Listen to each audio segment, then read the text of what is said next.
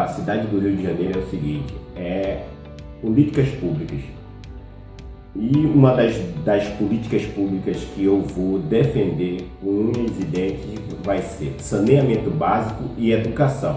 Principalmente saneamento básico. E a gente procurar fazer uma legislação limpa, clara, que chegue próximo à população, porque a questão de doença e saúde pública depende também do lixo.